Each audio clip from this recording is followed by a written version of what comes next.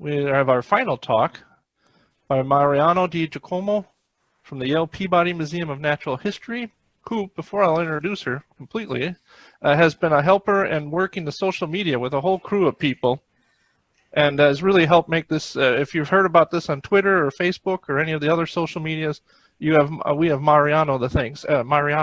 So thank you very much. You've done a great job on that. We wanted to say that beforehand, and I completely forgot.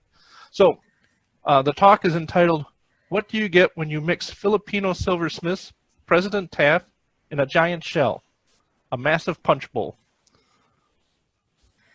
All righty. Thank you very much, everybody, for staying until the end of the Specimen Spotlight.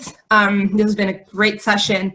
This is a story of a research rabbit hole that I went through when I was a fellow at the Smithsonian National Museum of Natural History. Can I get my slide, Paul, please? Thank you. So one morning we were called by the IZ department and told that there was this punch bowl in the collection. So the conservation team went there and saw this massive, gorgeous punch bowl and all this set that was with it, with the spoons and the trays and all these things that you can see in the bottom image. And we were absolutely just amazed by this. And we started looking at things, and I was tasked with the research, which I love doing, so this was amazing. And we found that in the trays, you could read the name Fernando Zamora, 1903, Manila. And that's how we knew that this was from the Philippines. And I started doing some research and trying to find his name, and it was hard to find something until I found a report from 1906 in which it stated that then Secretary of the War Department, William H. Taft, gave this punch bowl to the Smithsonian, which was then a single museum, and it was made by Tomás Zamora, which is misspelled in the report.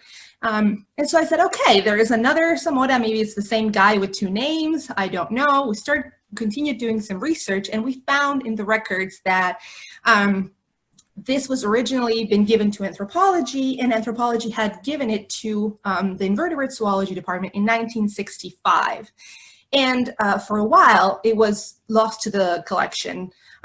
So I started digging, like, why is this here? Why would Taft give this to the Smithsonian? And I started learning a little bit more about this whole history. So Taft was the governor of the Philippines from 1900 to 1903, and he was tasked with planning the exhibits, the Philippine exhibits, for the 1904 St. Louis Fair that was commemorating the Louisiana Purchase.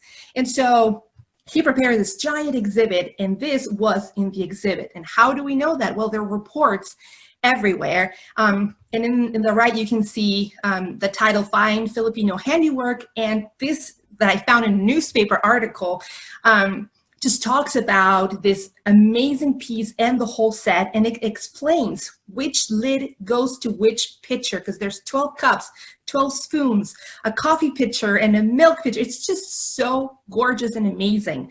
And I kept doing research, and I also found that both Fernando and Tomas were actually brothers, and they came from a family of silversmiths that had won awards all over the Philippines. And they were actually the sons of Lola Basian, which you can see also in that black and white photo. On the left, you can see Fernando. On the right, you can see Tomas.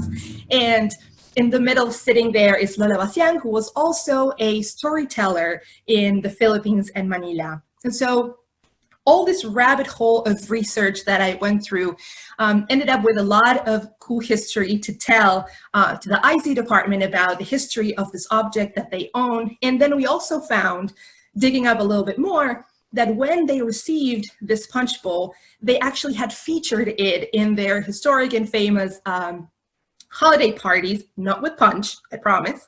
And so what happened after that is that nowadays the punch bowl is back into the history of the IC department. They have just taking it back as part of their own history as well.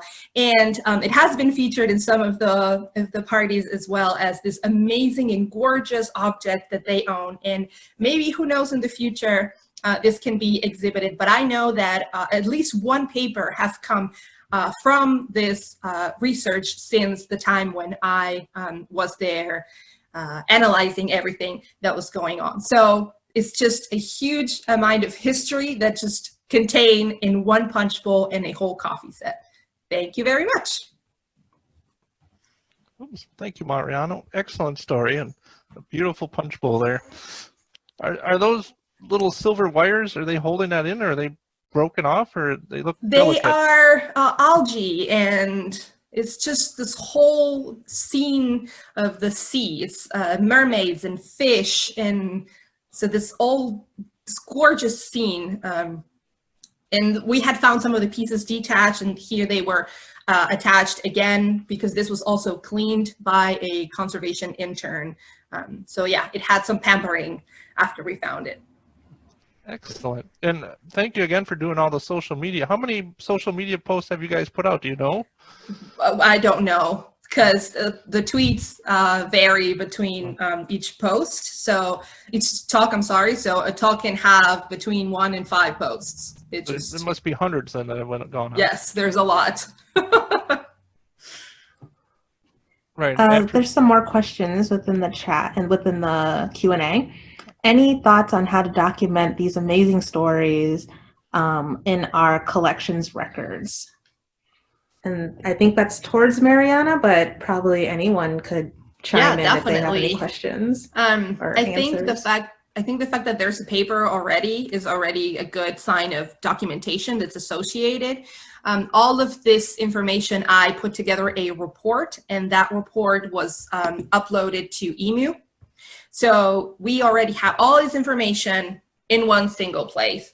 I think it was very important when we started finding all these things, because I just show you some of the things that I found, but this went to other exhibits, and it was shown in other places. There were more newsletter articles. So I just clipped everything and put it in a report and put it on EMU.